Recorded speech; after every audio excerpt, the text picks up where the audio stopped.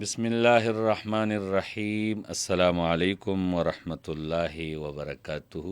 خوږو عزتمندو قدرمندو سونو پښتونخوا اف ام شپږ نوي یو کم نوي اشاریه څلور کې ستاسو قربا مفتی فضل الله جنیدي سره د خپل خوږ پروډوسر علی شان کاکا خیل صاحب خوږو عزتمندو صراط مستقیم پروګرام کې خوږه موضوع ده اوبه سکول په بل باندې دا صدقه جاریه ده.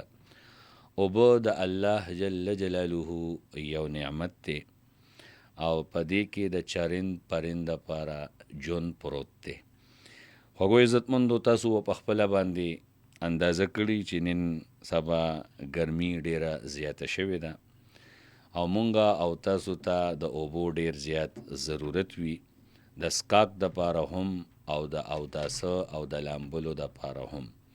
څنګه چې مونږ او تاسو خپل ځان دپاره د اوبو د استعمال اهتمام کو چې یاره اوبه را سره ډېرې سټور وي، ذخیره وي، دغه رنګې که مونږه حیواناتو ته وګورو، که مونږه چارند پرند مارغانو ته وګورو، هغوی ته هم د اوبو ضرورت دی. نو په کومو کورونو کې چې بره د چتونو اهتمام وي، چت وي، نو باید چې هغوی په خپل کورونو چت ته پاسه د اوبو اهتمام وکړي، اوبه کږدي دې دپاره چې کم مرغان راځي هغوی به د هغې نه اوبه څکي. په دې کې د هغوی ژوند دی، په دې کې د هغوی حیات دی. خوږو عزتمندو موسم د ګرمۍ دی او ګرمي په خپل عروج باندې ده. د ګرمۍ شدت هغې خپل پوره اثر ښکاره کړی دی. ګرمۍ کې صرف انسان چې کوم دی اوبو ته ضرورت نه لري، بلکې د انسان نه علاوه د الله پاک نور مخلوق هم اوبو ته ضرورت لري. څنګه چې ما ستاسو خدمت کې عرض وکړو، نو زمونږه ذمهداري جوړیږي چې مونږه بې زبانه مخلوق ته د اوبو د ورکړې، د هغوی د اوبو د څکلو، هغوی ته د اوبو د څکولو انتظام وکړو. دغه رنګې خوږو عزتمندو په اوړي کې د اوبو استعمال ډیر وي. د هغې وجه دا ده چې په کور کې د هر فرد ګرمي کیږي او هغه د ټنډک او د یخوالي حاصلولو دپاره لامبي، غسل کوي. ښه خبره ده او زیاتر خوږو عزتمندو زمونږ کم مزدوران رونه دي، هغوی مزدوري وکړي، د هغوی وجود ګرم شوي وي، د هغوی د یخوالي حاصلولو دپاره هم غسلونه کوي. نو کم ځای کې چې جوماتونه وي او په جوماتونو کې د اوبو اهتمام وي، نو په هغه ځای کې دغه زمونږ رونه غسل کوي، لامبي. او چې په کم ځای کې د اوبو اهتمام نه وي، نو بیا هغوی هلته کې نه لامبي. نو باید چې مونږ او تاسو په جوماتونو کې، په سکاوو کې هم د اوبو اهتمام وکړو، د اوبو وافر مقدار حاصل کړو. خوږو عزتمندو تاسو رابطه نمبر هم یاد ساتئ 09152541143. خوږو عزتمندو حضور نبی کریم صلی الله علیه وعلى آله وسلم ارشاد مبارک سیدنا سعد بن ابی وقاص رضی الله تعالی عنه رسول الله صلی الله علیه وعلى آله وسلم نه سوال وکړو فای الصدقه افضل، کما یو صدقه افضل له؟ قال حضور نبی کریم صلی الله علیه و آله وسلم تو فرمایل الماء اوبس کول. خوږو عزتمندو که څوک دا غواړي چې یاره زه د اوبو عاموالي کې حصه واخلمه، نو د دې ډېرې طریقې دي. کم ګاډو والا حضرات دي، هغوی په خپل ګاډي کې ځان سره د اوبو بوتلې ساتي، په لاره باندې تیریږي، وګوري چې یاره یو کس دی هغه د خولو نه ډب ډوب دی او جامې په خولو باندې لوندې شوي دي، د هغه ته به د اوبو د څکلو ضرورت دی. یا یو کس دی هغه د نور نه د سوري انتظام کړی دی، په خیمه کې ناست دی، خو هغه سره داسې د اوبو چې کوم دی نشوالی د اوبو ورسره نشته، نو هغوی ته انسان اوبه ورکړي. بیا خوږو عزتمندو چې زمونږ کوم د سرکار د طرف نه د اوبو اهتمام دی چې هغه د ټوویل په ذریعه باندې، د ډګویل په ذریعه باندې باید چې پای کې هم د خپلو عوامو د خپل پبلک خیال وساتلی شي او د یخنۍ په نسبت باندې د اوړي په موسم کې ډېرې ډېرې اوبه را پرېښودلی شي، ځکه چې دا اوبه د الله تعالی یو نعمت دی. په دې کې زمونږ او ستاسو دپاره حیات او ژوند پروت دی. او حضور نبی کریم صلی الله علیه و آله وسلم فرمایلی دي چې افضل صدقه هغه اوبه څښل دي.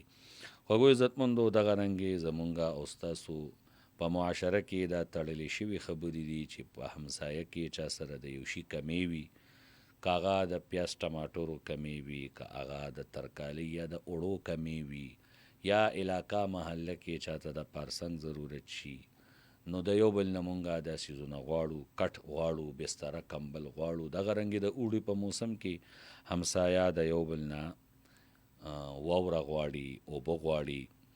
نو که چا کره د واورې سهولت وي، باید چې هغوی خپل ګاونډیانو کمزورو خلکو ته واوره عنایت کړي، واوره ورکړي.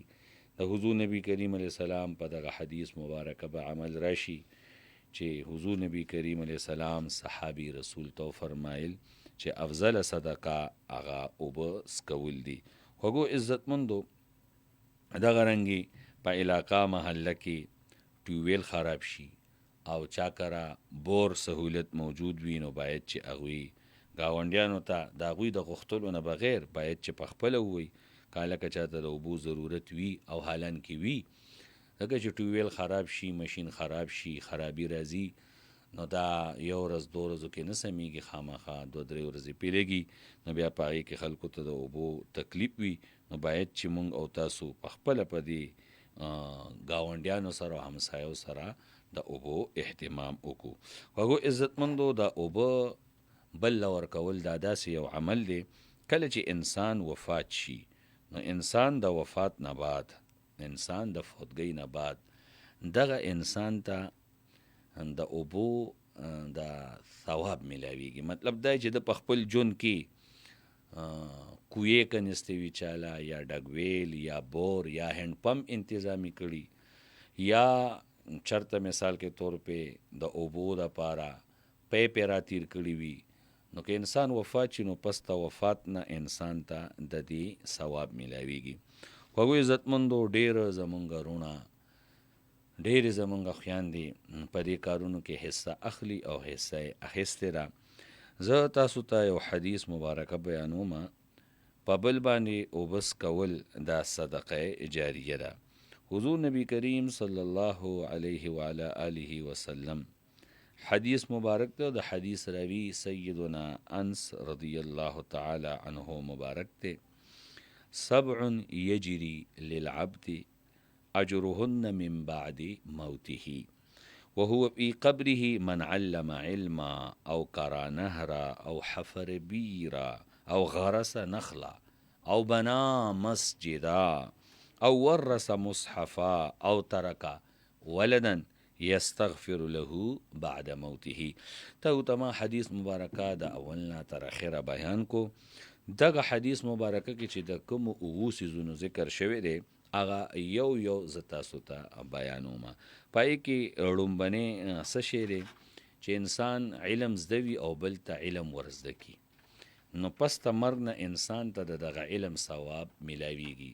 تاسو په دنیا کې علم زده دی، کاغذ تاسو دین زده دی، کاغذ تاسو دنیا زده ده، او تاسو د دین پوهه چاته ورکوي په خپل ژوند کې، یا د دنیا پوهه چاته ورکوي، یا چاته کار کسب ورزده کوي، نو تاسو چې کله وفات شئ، نو پراته به په قبر کې یئ، خو الله تعالی به تا ته د دغې هنر، د دغه علم چې تا بل ته ښودلی دی، الله تعالی به تا ته د دې ثواب درکوي. 2 نمبر نهر وکني، 3 نمبر کویې وکني، 4 نمبر د کجوري ونه ولګئ، 5 نمبر جومات تعمیر کی، 6 د قرآن کریم یوه نسخه پرېږدي، او 9 نمبر داسې اولاد پرېږدي چې هغه اولاد د پلار د وفات نه بعد پلار دپاره الله تعالی نه بخنه او مغفرت غواړي.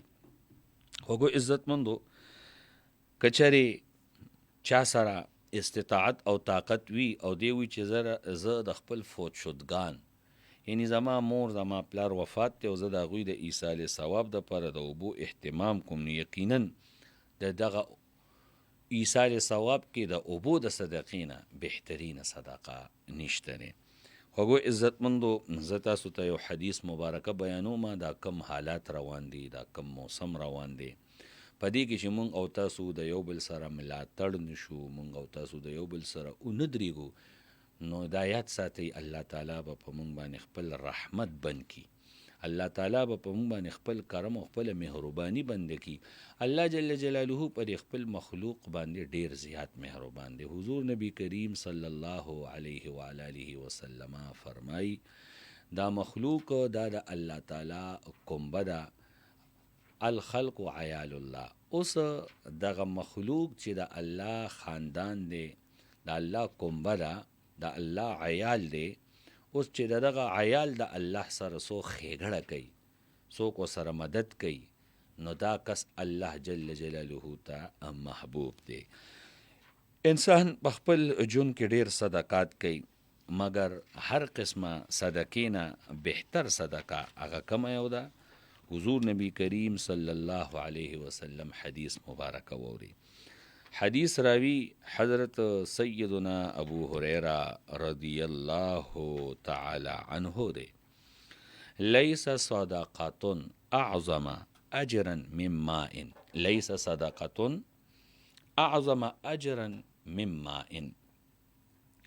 اوبس کول په بل باندې د دین لویه درجه او د دین لوی ثواب نشته دی.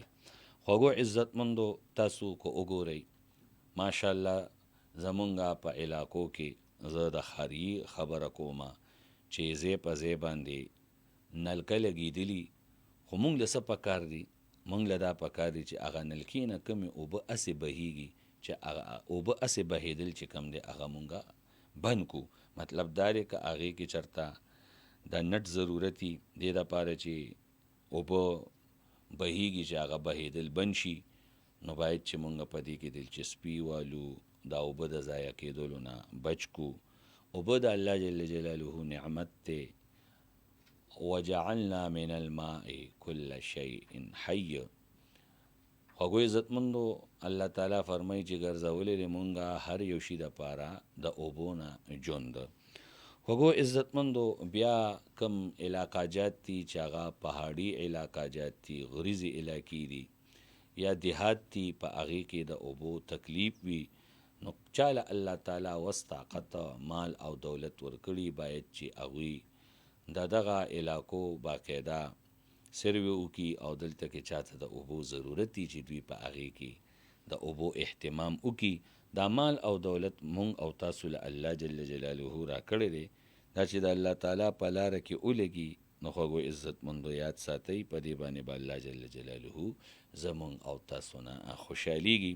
تاسو ټلیفونونه هم را روان دي. السلام علیکم. وعلیکم السلام ورحمت الله وبرکاتہ. تاتای سلام پروډوسر سے ټول ملان ته ډېر سلامونه جی. وعلیکم السلام ورحمت الله. مولانا مل نذیر صاحب څنګه؟ ماشاءالله بدون پستا تاجی زمي کې بیا وایا. ماشاءالله ماشاءالله. څنګه تاسو طبیعت او تاسو علاقہ موسم خره؟ الحمدلله څنګه د افغان شي جمعې پرېځي ولن سو کوم خلکو ته سہولت وی د شمسي او غو نه کوي زیات اجتماعي دا پکور دا صدر صاحب ته مخکاتار صاحبو به د خلکو په سټ باندې لسونه تار صاحب نیل دا مونږ ته پسونه کول چې دا ویلي موته ته علمي علم شتونه دا الله تعالی څنګه بدل کی چې در درې ځلې څنګه بدلای مې تاسو طریقې مفتیان ولې نه ځکاو کنه جی دا حالات په بل حالات تعالی بدل کی ګرمۍ سخت هواوس ماشاءالله چلوي تاسو لکه په لبرونه مرونه څنګه وشولو ما خبرونه کیږي اوریدلې تاسو خبرونه کې پرویز مجاهد او مو لکه په لورش تو دا موسم امن اماله دا موسم صحت ماشاءالله په توبو نعمت په ډیر شه تبارك الذي كي الله پوکے. بسم الله الرحمن الرحیم. فما يأتكم بماء معين. اے انسانانو تداو بز شوری وغردان چوک شتا ترائی والی در ایس کی نشتا دی اللہ پوک لوی نعمتا بدن سے پکور بندی لوخی سے پکور بندی دین اور بندی کپڑے اور بندی استعمالی کهو اڑکاو دا استر آبداد کنڈاو بو برمیو بو ہر موسم سر اللہ تعالی لوی نعمتا په دې باندې نورا موضوعات کومه خاروش نه بوچا خام موضوع ماشاءالله راوړی دا ندی کې سراب نه اپوکور قرآن کریم کې چې بسم الله الرحمن الرحیم کلوا واسرفوا ولا تسرفوا انه لا يحب المسرفين دای عام آیاتا مطلق آیاتا مقید نه چې خلک چې کوم د سره پریشي پرې ما ته کوم دا کم مقید کی بدی واجی او بدی کی راغلی دا بجلی دی کی راغلی خوره څوک راغلی هر شای خپل ځان نه بچکونه تجاوز نه کوي مینراوي اختیاري به نه به ډېر خوريز کی نه به کام چې کوم دا دوره چې الله عبادت پې کېږي صحت ته پایدار راسي د واخره کان یو جهان مننه تفسیر سے روشنائی زیاته ده تو تا مکمل شي میناول تا ملو شي دا ټول ور باندې مکاور تا ملو شي ترشتای و شي الله دې تو عمر کې مو عمر کې ټول مسلمانانو عمرونه کې ځکونه برکت و شي اخیری جی په پیغام درکاو سوچ ترالو پر سرکاري سکولونو ځکونه چټای دي غرمه د ساخت سره پرایویټ کی کومې ادارې خوستي د دې سره تعلق ساتي د 30 جون ته پرایویټ ټول سکولونه باندې کې غرمه د ساخت ایمو معاشري بچای ته ډېر نقصان راسي پرایویټ واخر دعوانا ان الحمدلله رب العالمین. ماشاءالله خوږو عزت مندو مولانا امل نذیر صاحب ډېر ښایسته انداز کې او ډېر ساده انداز کې او په خوږو الفاظو سره مونږ او تاسو ته د اوبو اهمیت بیان کو. په دې سره مونږ او تاسو لامبا کوو جامې وینځو مونږ او تاسو پې چې کوم دی پدیتي وینځو پدیتي ورباندې لرې کوو مونږ او تاسو پې خپل کورونه صفا کوو چڼکو ورباندې کوو.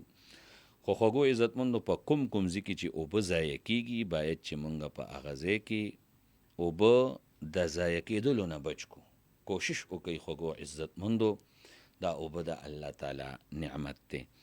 نو ما تاسو ته حدیث مبارکه بیان کو راځئ تاسو ته زه د قرآن کریم په رڼا کې دا خبر عرض کومه چې اوبه سکولو باندې الله تعالی د انسان حاجات پوره کوي.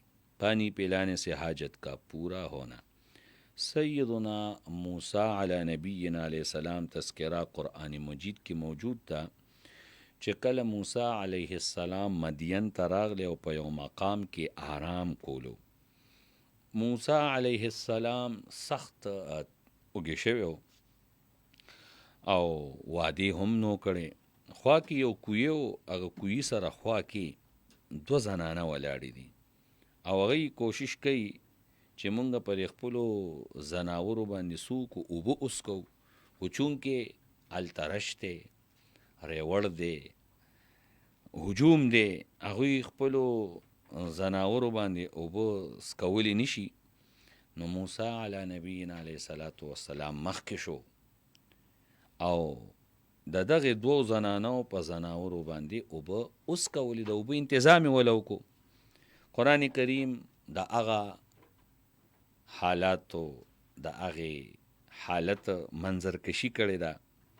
فسقا لهما ثم تولى الى الظل فقال رب انی لما انزلت الی من خیر فقیر.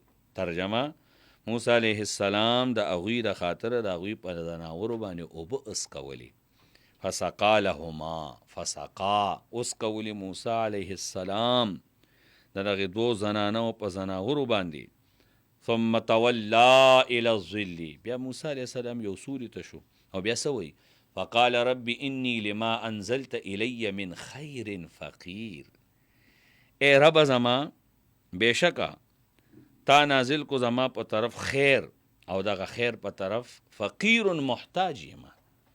مونږ او تاسو هم نیکو ته محتاج یو خو دلته هغه فقیر نه دی مراد چې په کوڅو کې او په چوکونو کې ولاړ وي او خلکو ته د ګاډي شیشې ډبۍ او پیسې ترې نه غواړي. دلته فقیر معنا نیکۍ ته نیکۍ حوالې سره زه فقیر ما یا الله ما د نیکۍ موقع راکوه زه به نیکي کولو نه رستو کېږم نو زه به هغه نیکي کوم.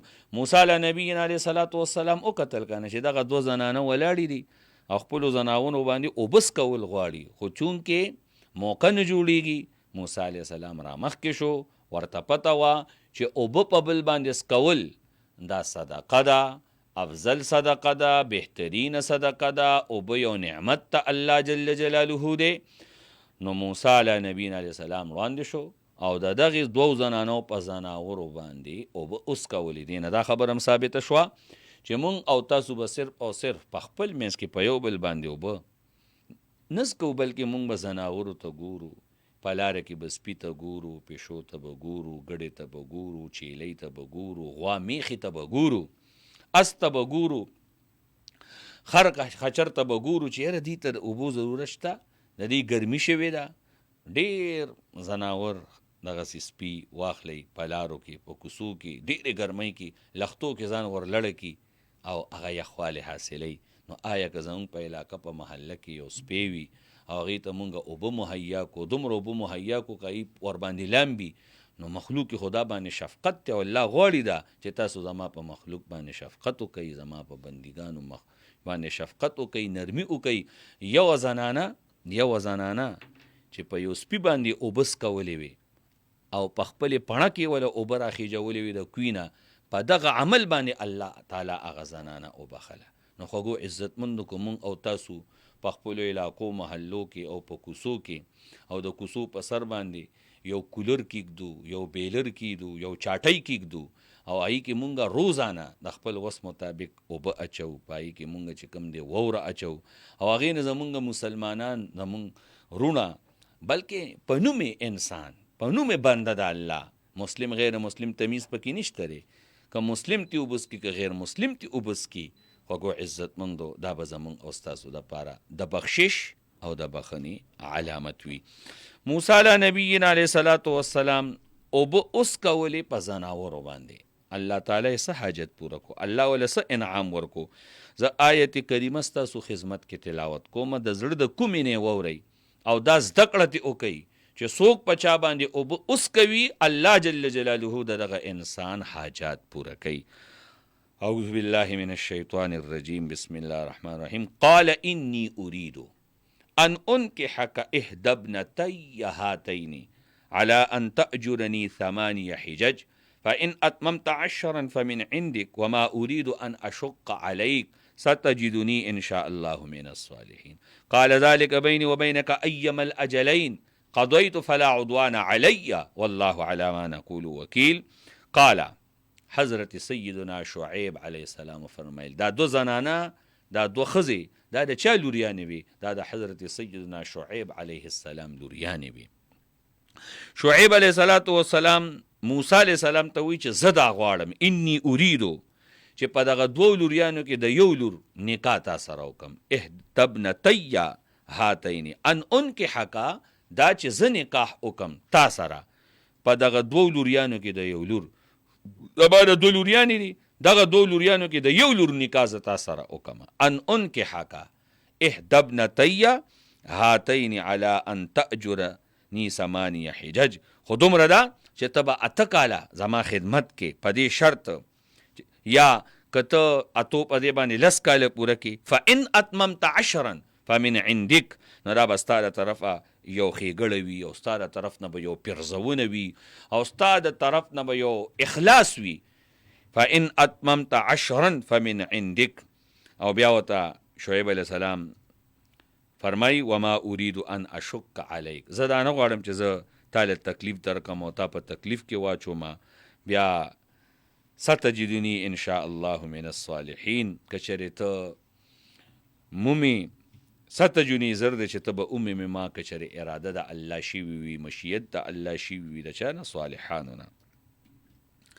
قال ذلك بيني وبينك أيما الأجلين قضيت فلا عدوان علي والله على ما نقول وكيل بس دا خبره د موستا په منځ کې پخه شوه معاهده وشوه خبره غوټه شوه چې بس تاسو به مال خپل لور په نکاح کې راکړي زه بس تاسو خدمت کوم نو ګورئ خوږو عزتمندو موسی علی نبینا علیه السلام څوک اوبې وسکولې د دغه دوو زنانو په زناورو باندې الله تعالی وله څه ورکړه حاجت یې پوره کړو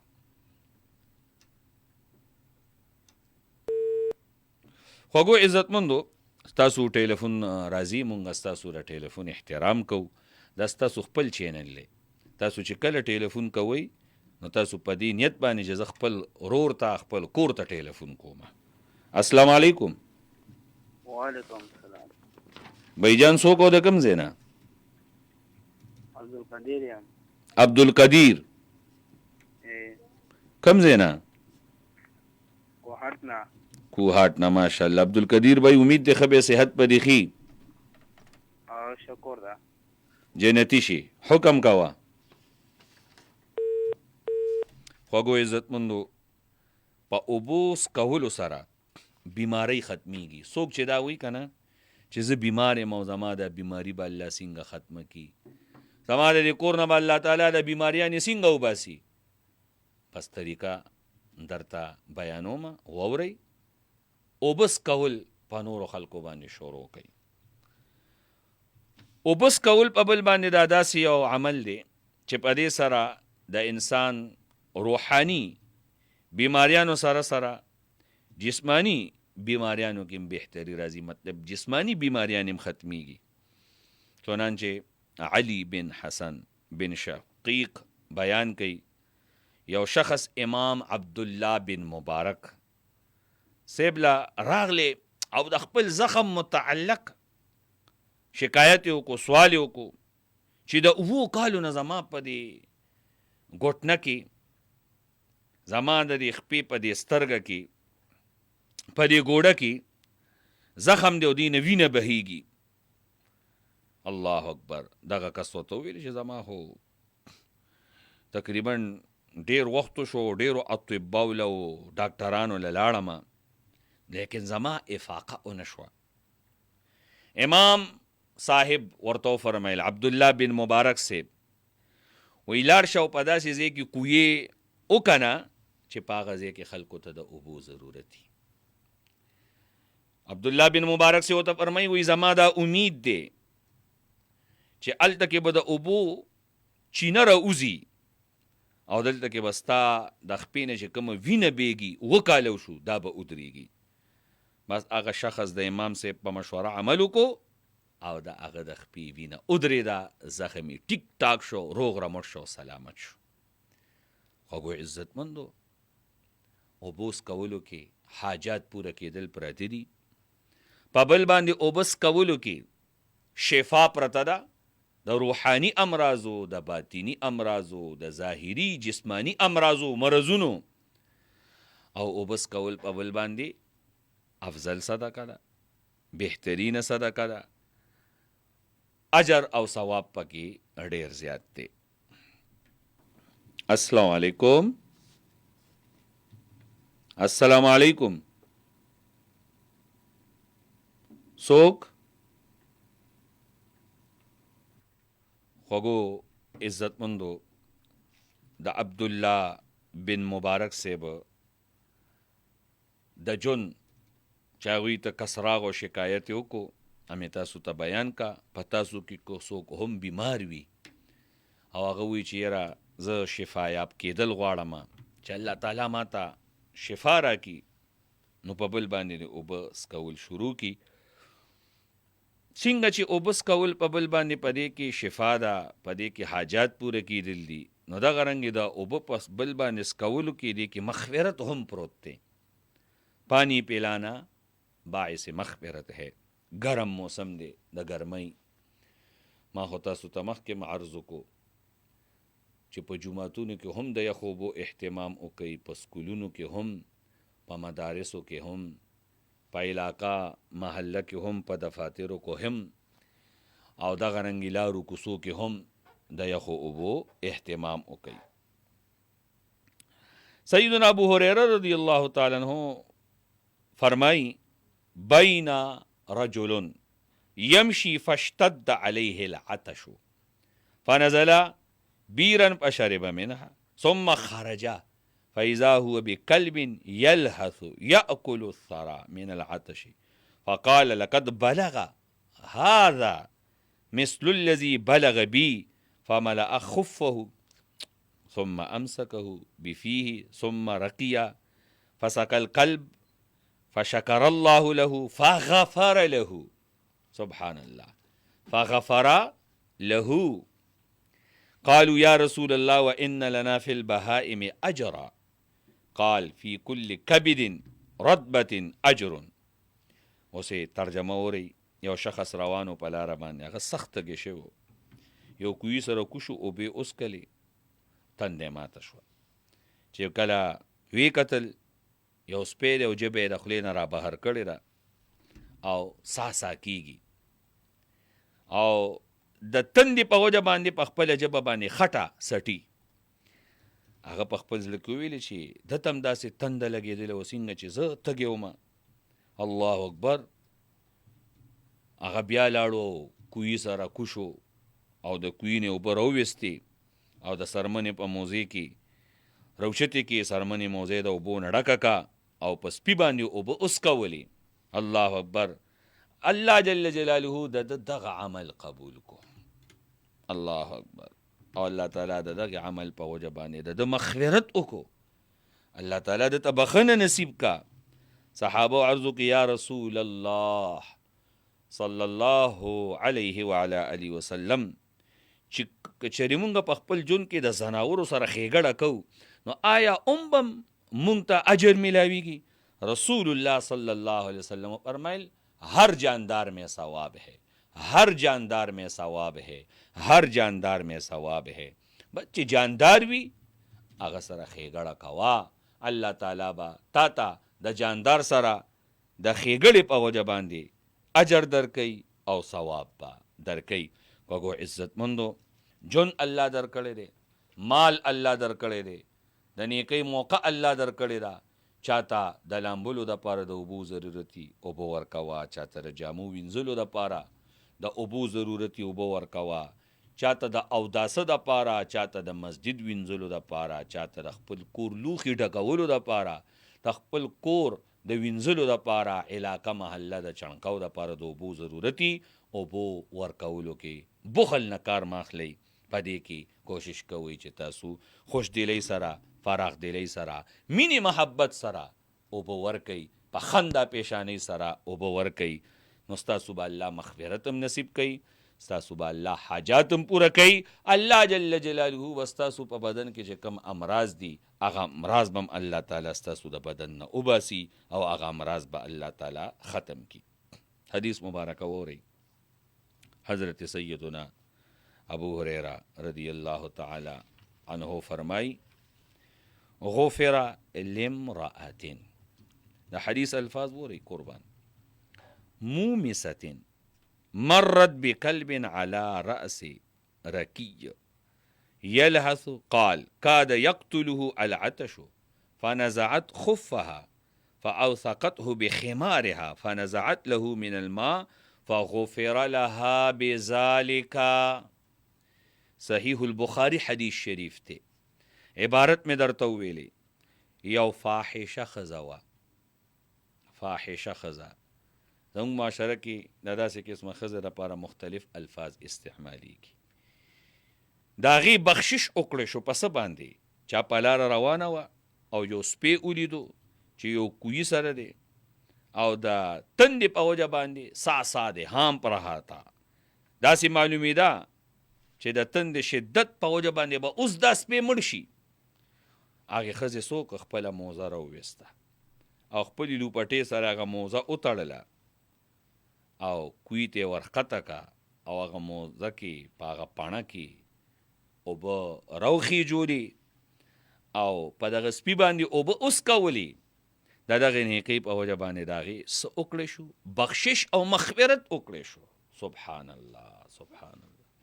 خوږو عزتمندو، زه دا حدیث مبارکه تاسو ته بیانوم، عرض کوم. یقینا زما زړه دننه خوشحالم دی چې زه شکر دی چې الله تعالی زموږ او ستاسو د بخشش دپاره اسباب او سامان مهیا کړی دی. خو دننه زما زړه جاړي، خفه دی چې مونږ داسې ځای کې ودرېدلو او داسې وخت سره مخ شو چې مونږ اوبه سکولو کې بخل کوو. مونږ سره انتظام بل باندې د اوبو سکولو نشته. چرته موسم ګرمي، چرته په مونږ او تاسو باندې چې کم اوبه مونږ او تاسو په پیسو باندې اخلو هغه اوبه په مونږ او تاسو باندې بندې کړی شي. ما خو تاسو ته عرض وکړو چې په ژمي کې مونږ او تاسو په 24 غنټو کې مثال 4 غنټې یا 6 غنټې اوبه وي، بیا نی نو په اوړي کې ډبل پکار دی، ځکه چې په اوړي کې زمونږ او ستاسو اوبه په نسبت د ژمي ډبل ترپل استعمالیږي. په جیمی کې لامبا کمی، زی وینځل کمی، کپړې وینځل کم وي، استرې وینځل، صادرونه وینځل کم وي. باید اوړي کې بیا دا بیا ډبل او ترپل وینځلې کېږي. نو باید چې مونږ او تاسو غور وکړو، فکر وکړو چې مونږ مخلوق د الله جل جلاله سره شفقت او مهرباني وکړو. خوږو عزتمندو، ما و تاسو ته لمبا چوړه حدیث مبارکه بیان کو په حواله د بخاری شریف باندې. راشي امام قرطبي رحمه الله او باس تابعین عظام په حواله سره، من کثرت ذنوبه فعليه بسقي الماء وقد غفر الله ذنوب الذي سقى الكلب فكيف بمن سقى رجلا مؤمنا موحدا. جس کے گناہ زیادہ ہو، اچھا گناہونه زیات نه دي، زمون خو ماحول د ګناه دی، د چا ګناهونه زیات نه دي. اول زما ګناهونه زیات دي، د شمار نه بهر دي. بیا ما ته مخامخ کس چی داغه ګناهونه دي، عیوب دي، نو دی اوس د خپل ګناهونه په الله تعالی باندې بخل غواړي چې الله ما ته دا ګناهونه معاف کی. نو هغه دې څه کوي؟ فعليه بسقي الماء، لازم دی په هغه باندې بل باندې اوبس کول. وہ لوگوں کو پانی پلائے. تحقیق اللہ تعالیٰ اس شخص کو معاف کر دیا جس نے ایک کتے کو پانی پلایا تھا. دو حدیثونه په یو حدیث کې د سړی ذکر دی او په بل حدیث کې د فاحشه ښځې ذکر دی. دغه سړی تم الله بخنه وکړو، دغه فاحشه ښځې تم اللہ تعالیٰ بخنه وکړه، تو اللہ اس شخص کو کیسے معاف نہیں کرے گا؟ اللہ باغه که څنګه نه معاف کوي چې یو موحد مخلص مومن باندې یو کس اوبه اوس کوي. خوږو عزتمندو، دا روایت تاسو واورېدو، په دې باندې دا الله تعالی د ټولو نه اول ماته او بیا تاسو ته د عمل کولو توفیق او طاقت راکړي. خوږو عزتمندو، موضوع روانه ده، ډېره خوږه موضوع ده. په دې کې به راځي اهلیې باندې د اوبه کولو اجر. نو غوږ ورته کېږدئ ښه، په انتظار اوسئ، او دا انتظار ډېر خوږ انتظار دی. خوږو عزتمندو، دنیا میں پانی پلانے پر جنت میں شراب کی میزبانی. اللہ تعالیٰ با جنتی شراب باندې ستا میزبانی کوي. اللہ دا طرف او ملمستیاوی شراب. ایما مسلم کسا مسلم ثوبا علی عری کسا اللہ من خضر الجنہ ویما مسلم اطعم مسلما علی جوع اطعمه اللہ من ثمار الجنہ وایما مسلم سقا مسلما علی ظمأ سقاه الله من الرحیق المختوم. حدیث مبارکه کې 3 سيزونه ذکر دي. څوک په اوږي باندې خوراکو کی، څوک بربند ته جامې واغوندي، څوک په چا باندې اوبه اوس کوي، الله تعالی به دته شنې جنتی جامې ور واغوندي. الله تعالی به دته جنت میوې په ده باندې خوروي. او دریم نمبر، څوک چې په تږي باندې اوبه اوس کوي، الله تعالی به دته شراب جنتی نصیب کوي، من الرحیق المختوم. خوږو عزتمندو، دغه خبر الله تعالی قرآن مجید کې په دې الفاظو ذکر کړې ده. اعوذ بالله من الشیطان الرجیم، بسم الله الرحمن الرحیم. مثل الجنة التي وعد المتقون فيها انهار من ماء غير آسن وانهار من لبن لم يتغير طعمه وانهار من خمر لذة للشاربين وانهار من عسل مصفى ولهم فيها من كل الثمرات ومغفرة من ربهم كمن هو خالد في النار وسقوا ماء حمیما فقطع امعاءهم. استاسو هغه انتظار ختم شوها.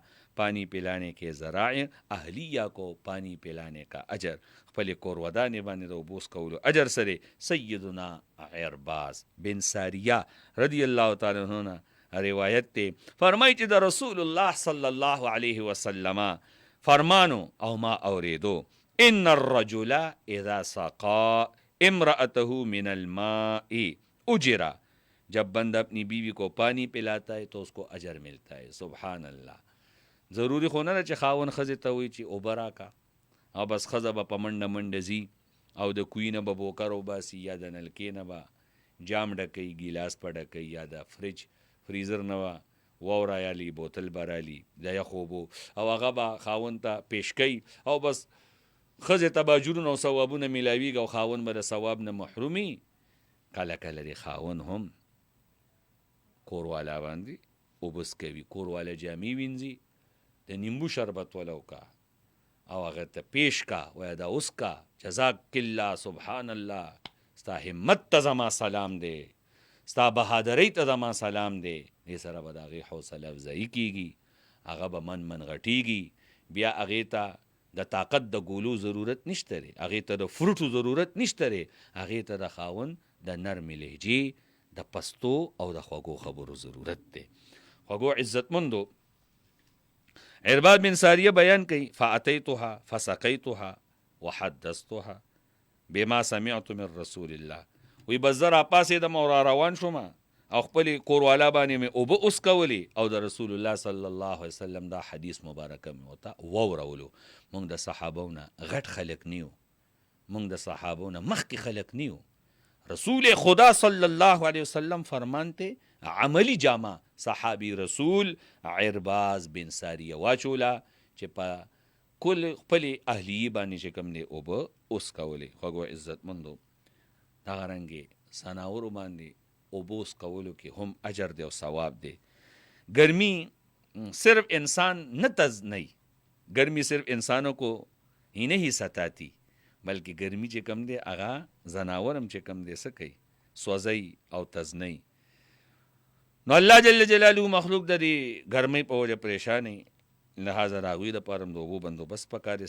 چنانچه سیدنا جابر بن عبدالله رضی الله تعالی عنه روایت دی، رسول الله صلی الله علیه وسلم فرمایلی من حفر ماء لم یشرب منه کبد حر من جن ولا انس ولا سبع ولا طائر الا اجره الله یوم القیامہ. غوری ترجمہ، جس نے کنواں کھودوایا اور اس سے کسی پیاسے انسان، جن یا چرند پرند نے پیا تو اس کا اجر قیامت کے دن اسے ضرور ملے گا. خوږو عزت مندو، د وخت کمی په وجه باندې زه په دې خبرو باندې اکتفا کوم. د ټولو نه اول د الله تعالی ما ته بیا تاسو ته په دې باندې د عمل کولو توفیق راکړي. وما علی الا البلاغ